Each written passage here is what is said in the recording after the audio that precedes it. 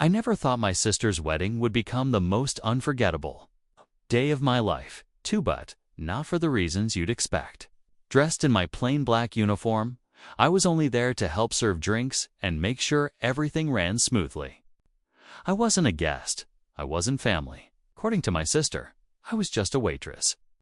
She said it loud enough for everyone to hear, with that sharp laugh she's always had when she wants to make someone feel small. The room went quiet for a second. All eyes turned toward me, some amused, some uncomfortable. I felt the sting, but I kept my head down and stayed professional, just like I've always done. But what happened next silenced the entire ballroom. Her groomed a billionaire businessman everyone had flown in to celebrate walked straight past the champagne tower, the photographers, even my sister, and came right up to me. Then he did something that left every guest staring, jaws on the floor, and my sister frozen in place. He looked at me with a calm, almost familiar gaze, and bowed. What he said next changed everything and revealed a truth my sister never saw coming. Everyone stood still, like time had stopped. My heart was racing, not because of what just happened, but because I knew something no one else in that room did. You see, years ago, before my sister met him, I used to work at a small cafe downtown. It was quiet, nothing fancy, but every morning at 8:15 sharp, the same man would come in. No suit, no bodyguards, just a plain hoodie and a book in his hand. We'd talk about life, about dreams. I never asked what he did for a living, and he never asked about mine. It felt simple, real. But then, one day, he just stopped coming. I moved on, took extra shifts, helped Mom pay off bills. And eventually, my sister started dating someone she said was way out of our league. When she introduced him at the engagement dinner, I froze. It was him, the same guy from the cafe. Only this time, he had a different name and a billion-dollar company behind it. I never told anyone. And neither did he. Until now, as he bowed in front of me that day, every buried moment rushed back. And just when I thought things couldn't get any more twisted, he looked up and spoke. He looked straight into my eyes and said, "I never forgot the girl who believed in me when I had nothing." His voice was calm, but every word carried weight. My sister's face drained of color. She tried to laugh it off, saying he was joking, but he didn't even glance her way. The guests started murmuring, some pulling out their phones, others whispering behind their glasses. The tension in the room was sharp, like the moment just before a storm hits.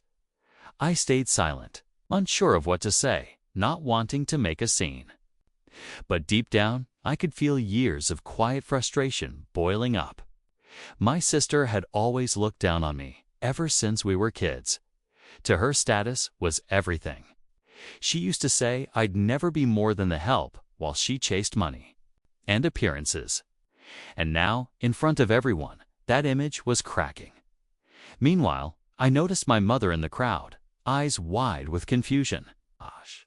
She had no idea what was going on, but she looked torn, like she wanted to protect both of us. And then there was James, my sister's best friend and wedding planner, who kept glancing nervously at the groom, as if he knew something no one else did. Something big. Whatever it was, this wedding wasn't just about vows anymore.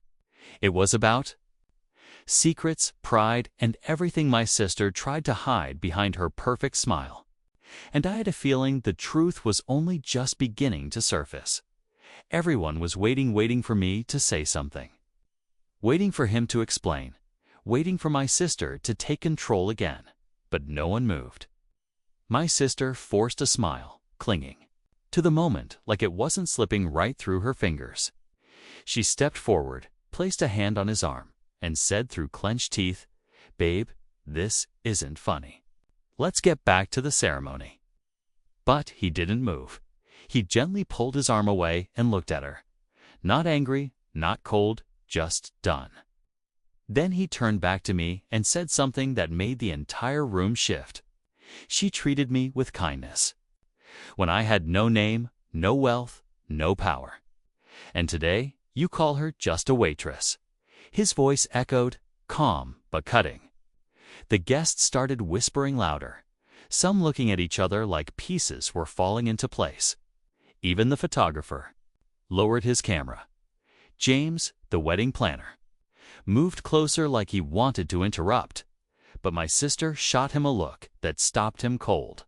That's when I noticed that James wasn't just anxious. He was scared. Of what? I didn't know yet. But it was clear now there was more going on behind this perfect wedding than anyone had guessed. Then, out of nowhere, one of the bridesmaids, Lisa, my sister's college friend, stepped forward and muttered loud enough for a few people to hear. Maybe now he'll find out what she's been hiding. Heads turned. My sister froze. Her smile vanished completely. She looked at Alyssa like she could shatter her with a stare. I suddenly realized this wasn't just about me being insulted, or the groom recognizing me. This wedding was holding something much bigger. A lie, or maybe several. And whatever was about to come out was going to change everything. The room went quiet again. But this time, it wasn't shock, it was tension, thick and rising fast. Alyssa backed up slowly, clearly regretting what she'd just said, but it was too late. The groom narrowed his eyes and looked directly at my sister. "What is she talking about?" he asked, his tone sharper now. My sister tried to laugh again, but her voice cracked. "She's just jealous," she snapped. "Don't listen to her." But nervous James finally stepped forward, clutching something in his hand. A folded envelope. "I didn't want to get involved," he said, barely above a whisper. "But if you're going to stand here and embarrass her like that," he motioned toward me, "then maybe you deserve the truth." My sister's voice shot out, loud and panicked. "James, don't you dare." But he didn't stop. The groom turned to him. "Truth about what?" His voice was colder now. Focused. James looked at me, then at the guests, then back at the groom. "She didn't just insult her sister," he said slowly. "She's been lying to you since day one. About who she is, about where your money's going." My sister lunged to grab the envelope, but he stepped back. "You made me part of it," he told her. "I stayed quiet because you promised it would never go this far." Now people were pulling out their phones. Guests were standing. My mother had tears in her eyes. I could feel my pulse pounding, unsure whether to step in or stay silent. The groom reached for the envelope, but just as James was about to hand it over, my sister screamed, "Stop!" And then, in the corner of the room, someone else stood. Up, a man none of us had noticed before. And when he spoke, everything twisted again. He said, "Actually, there's something I need to confess to." All eyes turned to the man who had just spoken. He was older, dressed in a tailored suit, sitting quietly at the edge of the crowd like he didn't belong, or maybe like he didn't want to be seen until now. My sister's face went pale the second she saw him. Her lips parted, but no words came out. The groom stepped forward, confused. "Who are you?" he asked. The man took a breath and said, "I'm the private investigator you hired 6 months ago. You asked me to look into anyone who got too close to your finances, including your fiancée." Gasps rippled through the room. The groom didn't respond. He just stood frozen, eyes locked on the man. "She's been moving money." The investigator continued, pulling out documents from his coat. Large amounts, quietly, over time. Not into her own account, but into one connected to an anonymous foundation. We traced it. He looked straight at my sister. "It's under your name, and your sister's." My heart stopped. "What?" I whispered. The groom turned to me, stunned. "Did you know about this?" But I didn't. I had no idea. My sister was already shaking her head, tears falling down, the kind she faked, but real ones. "I only used her name because no one would suspect her, she choked out. I was going to pay it back. He was going to find out eventually. The groom looked like everything in him had been shattered.